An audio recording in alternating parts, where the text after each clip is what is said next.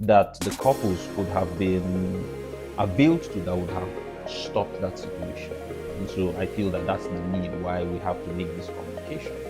There is no such thing as an unhealthy marriage. There's no such thing as a toxic marriage, because that makes it sound like we just went to the registrar and we went and bought, unknowingly, we bought this toxic marriage and we came home and that's what we've got now. Yeah. We've just got a toxic marriage. It's that if it's an unhealthy marriage, it's because two people are exhibiting unhealthy behaviors, sowing unhealthy seeds, getting married. Yeah, it's been the best decision, and it's been 9 amazing years. So it's funny that when we were about to get married, when we were going to see uncles, and they kept on telling us this, marriage is hard. Oh God, I just cannot. Marriage is difficult. It's patient. You have to serious for serious people. Yes.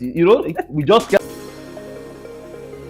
Hey, my name's Adaeze Chiwoko, certified marriage and relationship coach at Marriage for Real, and I'm here with. My name is Victor Onochi from Genius Metaphor. I'm a leadership coach. And this podcast is called The Psychology of Marriage Success, episode 1, sponsored by Zuma Coffee, which we love. Yeah. And we thought in this episode we would start by introducing ourselves, introducing why we're here, our story that led us into this whole marriage and relationship space, and why we wanted to do this podcast. Well, basically, I think we had a conversation about 2 weeks ago, and we found the need, or let's say a gap, trying to probably lend our voice to the space of marriage and see how we can encourage people in how to make this thing work.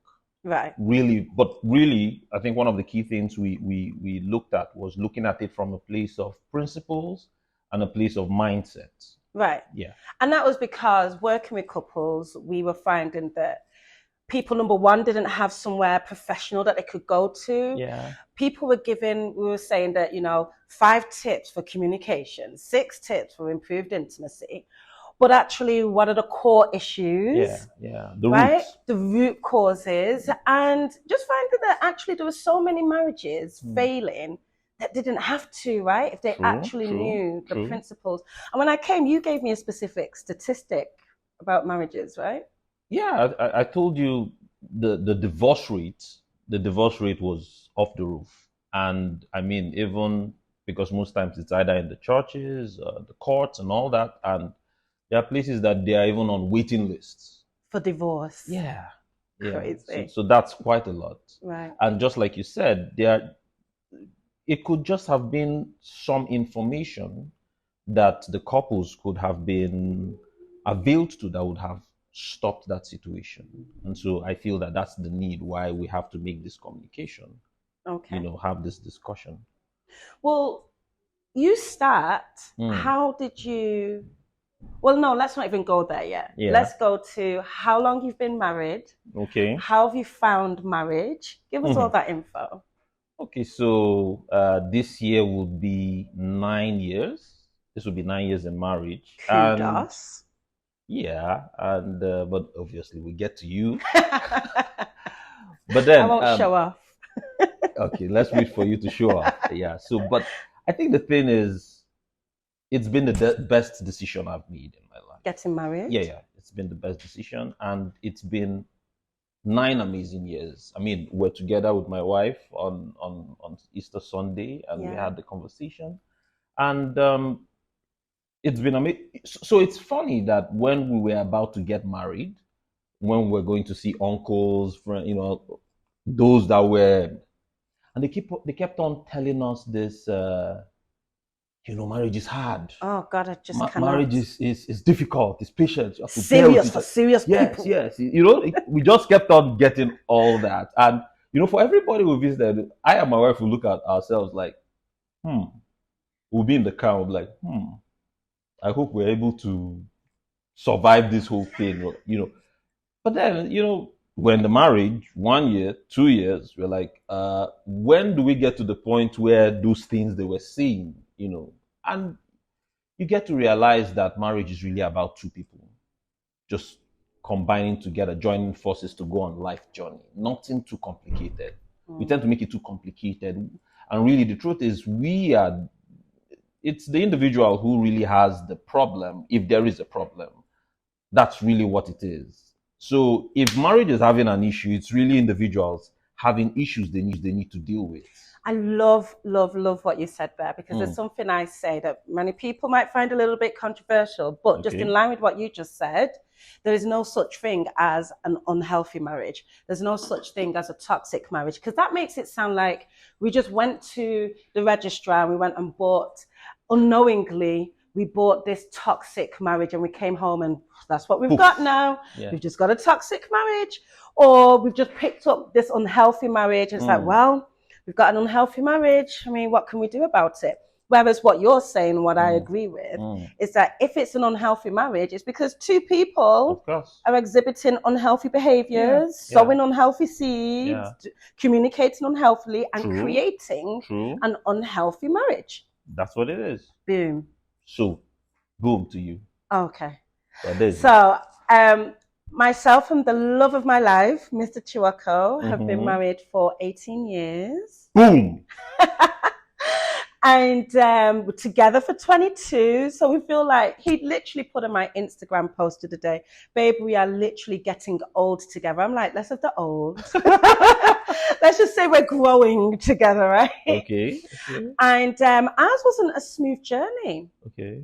Ours was hard initially. Ours was really, really tough. Like our first 6 years was awful. I used to describe it as my personal hell. Like, it was really tough.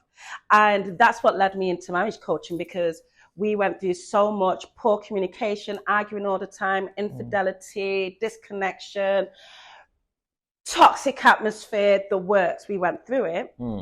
And we thought at that time that there was absolutely no way that we could get this healthy, beautiful marriage. We just didn't think it was available for us.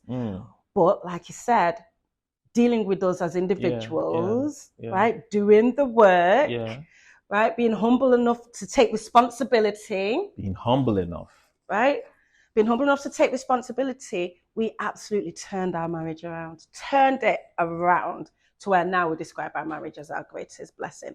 And that's what's led me into this space, because I'm like, well, how many other couples are going through things like this and feel like there's absolutely no hope?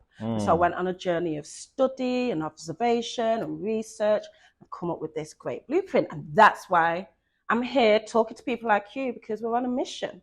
We are on a mission, right? To change. I like that. To change to change the mindset, the psyche of people when it comes to marriage. Yeah.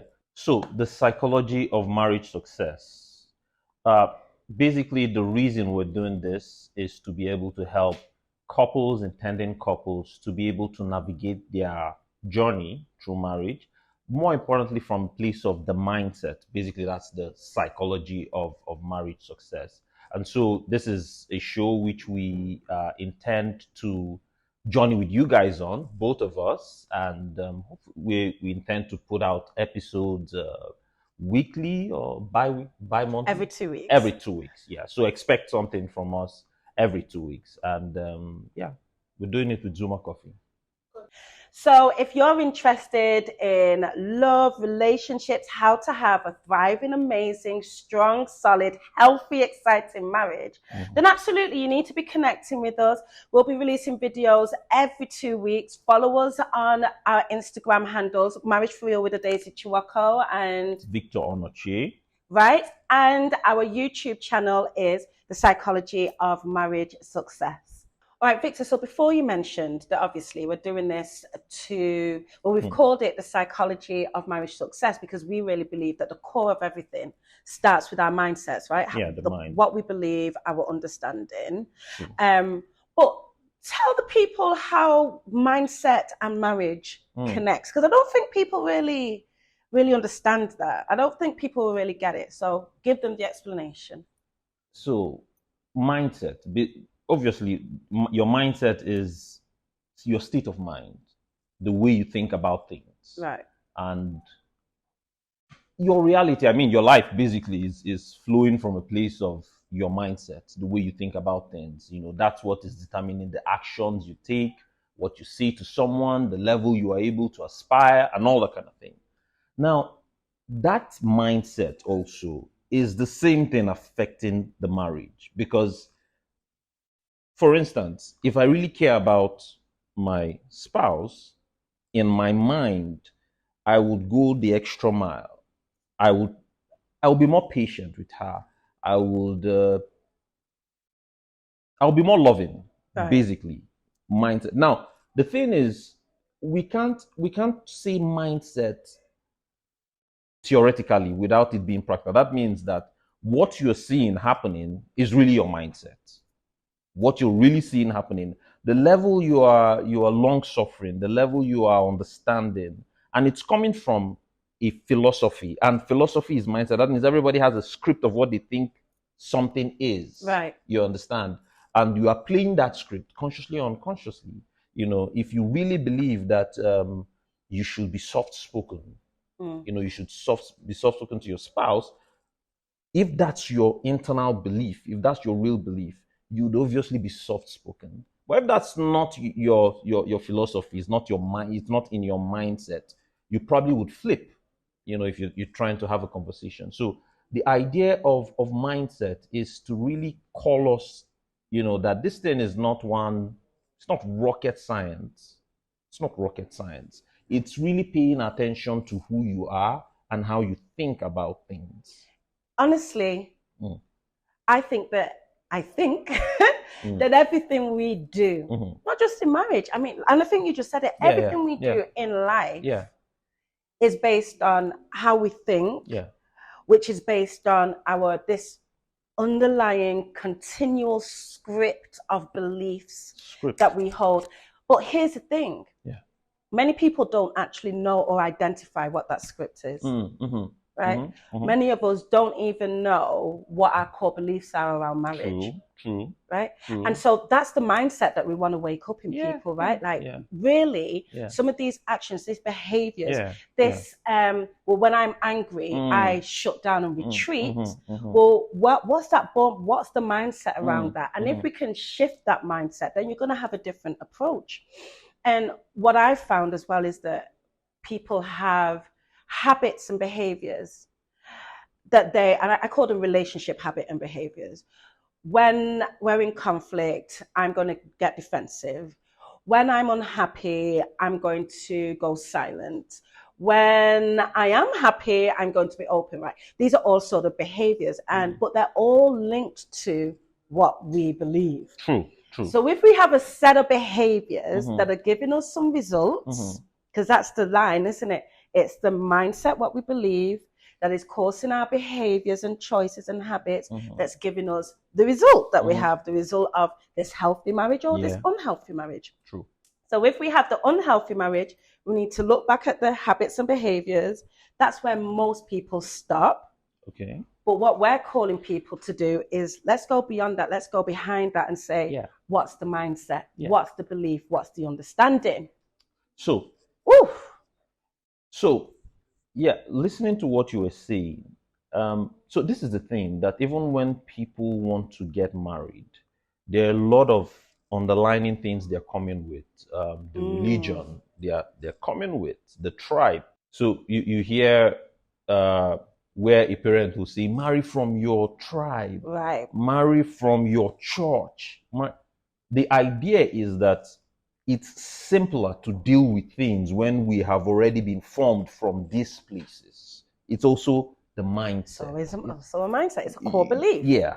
And those things, they play a big role.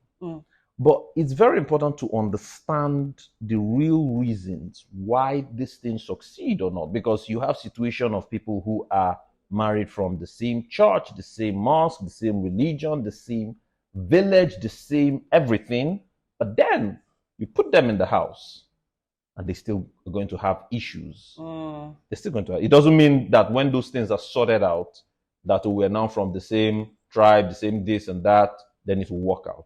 No, it doesn't happen that way. It's really going to boil down finally to the two of us. It's going to boil down to the two people. Do they see things together? Do you understand? Are they able to, are their philosophies similar? Their values, are they similar? If they're not, they're going to keep on struggling. Right. You know. Right. I was going to say something on that. Yeah. They will continue struggling if they have different philosophies and values, if they don't come to a point where they just accept each other. If the values and philosophies are so different that I just cannot accept it, we're going to have major problems. But if it's one where it's like, well, this is what he believes, I don't really believe it, but I accept it and I'm fine with it, then that's they going can to be work. okay. Yeah, that can work. Yeah. Right? Go ahead. Yeah. So personally, I feel one of the things that happens, maybe in this climb, you know, is climb short for climate?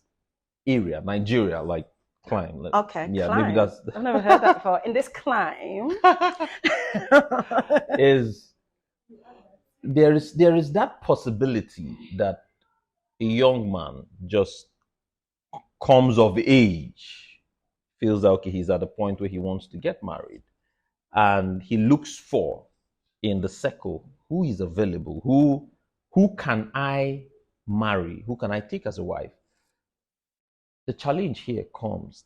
There's a challenge where he's not even probably considering the other person. What kind of marriage, what kind of husband does she want? So it's a man taking to align to his sounds own. Scary. You get that. Yes. Yeah. And so I say there's going to be struggle when you get the lady, and the lady has her own dreams, her own plans, her own ideologies about what marriage is.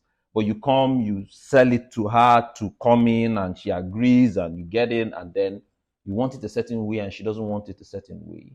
And so, there's this saying, where two agree. Yeah, because this is one of the things I want to say for women, because it sounds very, women are helpless in this thing. The man comes and takes her. And one of the things that I'm passionate about is passing on this message that women, you also have a say in this whole thing, right? You don't need to be, somebody doesn't need to come and take you. Right? There needs to be that agreement, right? And I think that what's going to be important in this climb is that women start to understand that they also have responsibility and authority over their own life and their own choices.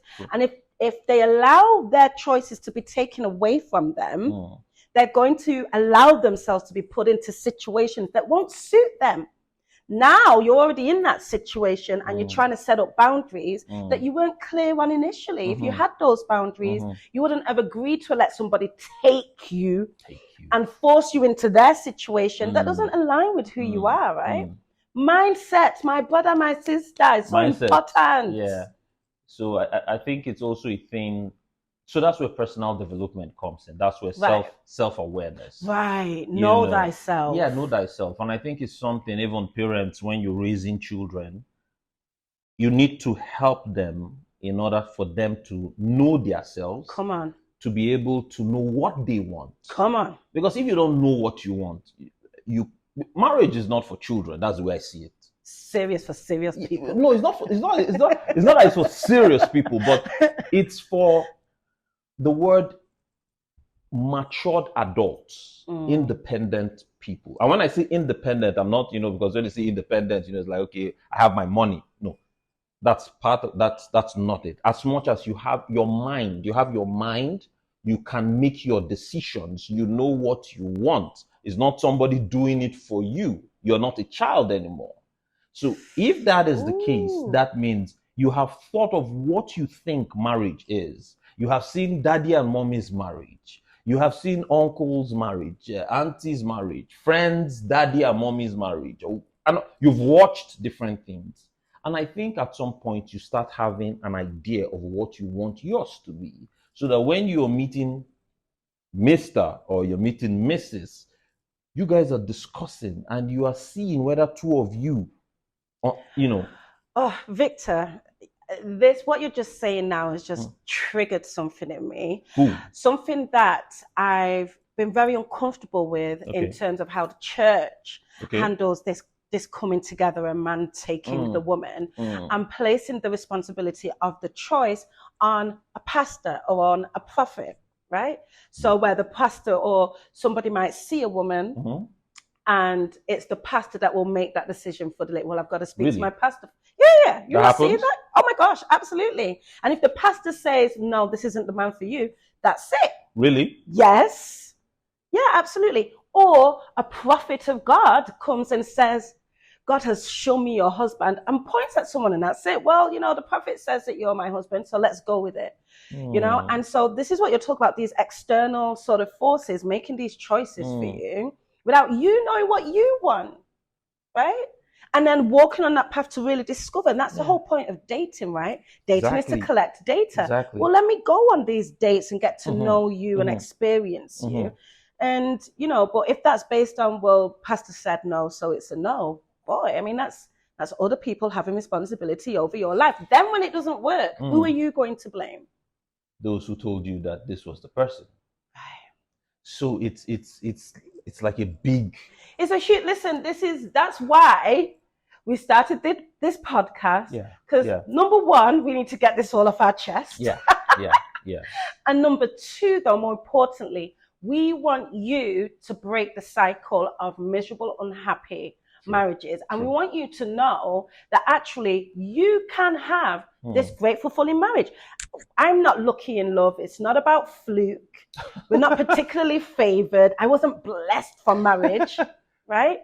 We did the work. We used the principles. We shifted the mindset. Yeah. He is not blessed. He's not particularly lucky in love. He wasn't favored for marriage. He's done the work. He's doing the work. Keeps on growing with his wife, right? And they create something. We've created this marriage. Your marital experience is based on what you two create. And fundamentally, that's down to your mindset. Come on. I felt that was a whole word. Boom. I like that. I like that. I like that. So it's really been about the mindset, the state of mind, the pointers, the things you probably are not paying attention. That's what we are trying to help you look at, to consider, because sometimes it's what you see, what you pay attention to that can help in the grand scheme of things. So that's very, very important. That's why this is it. Awesome. I hope you've enjoyed this first podcast. My name is Adaeze Chiwoko from Marriage for Real. Make sure you follow me on Instagram, marriage4real. I am Victor_Onochi. That's on Instagram. And our next episode is going to be the realities of the first 5 years of marriage. I'm loving this. I'm loving it.